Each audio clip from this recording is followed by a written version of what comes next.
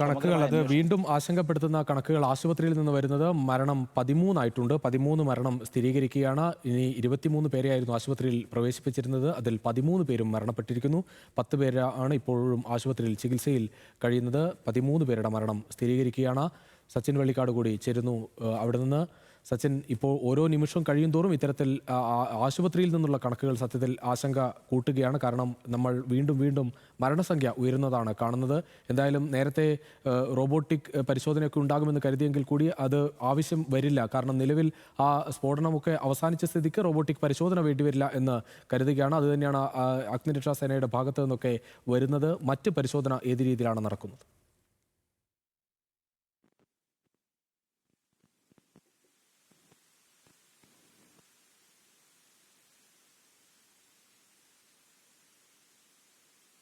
ുള്ള ഒരു സാഹചര്യം കൂടെ നിലനിൽക്കുന്നുണ്ട്. കൂടാതെ തന്നെ അപകടത്തിന്റെ വ്യാപ്തി, അപകടത്തിന് കാരണം, മറ്റു കാര്യങ്ങളെല്ലാം തന്നെ ശക്തമായ രീതിയിലുള്ള ഒരു പരിശോധന ഉണ്ടാകുമെന്ന് തന്നെയാണ് സിറ്റി പോലീസ് കമ്മീഷണർ അടക്കമുള്ളവരെല്ലാം വ്യക്തമാക്കിയിട്ടുള്ളത്.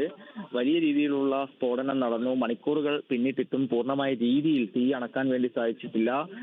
നിരവധി ആളുകൾ, അതായത് ഈ പ്രദേശത്തടക്കം നിരവധി ആളുകളെല്ലാം തന്നെ ഭയപ്പാടിലാണ് ഉള്ളത് എന്നും നമുക്ക് അവരുടെ വാക്കുകളിൽ നിന്നെല്ലാം വ്യക്തമായിരുന്നു. കൂടാതെ നിരവധി പേരാണ് ഈ പ്രദേശത്തേക്ക് എത്തിക്കൊണ്ടിരിക്കുന്നത്.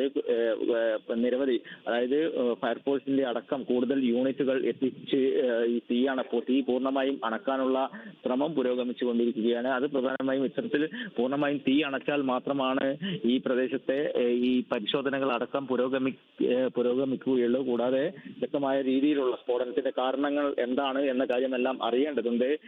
കൊച്ചിൻ ദേവസ്വത്തിന്റെ പ്രസിഡന്റ് ചേരുന്നുണ്ട്. ഇപ്പോൾ സ്ഫോടനം വലിയൊരു ദാരുണമായ സംഭവമായി മാറിയിട്ടുണ്ട്. അതീവ ദുഃഖകരമായ ദുരന്തമാണ്.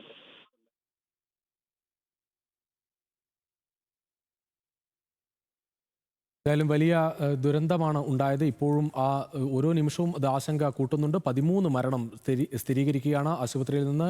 ഇപ്പോഴും 10 പേർ ചികിത്സയിൽ കഴിയുന്നുണ്ട്. എന്തായാലും 17 പേരെ രക്ഷപ്പെടുത്തി എന്ന കണക്കുകളും വരുന്നുണ്ട്.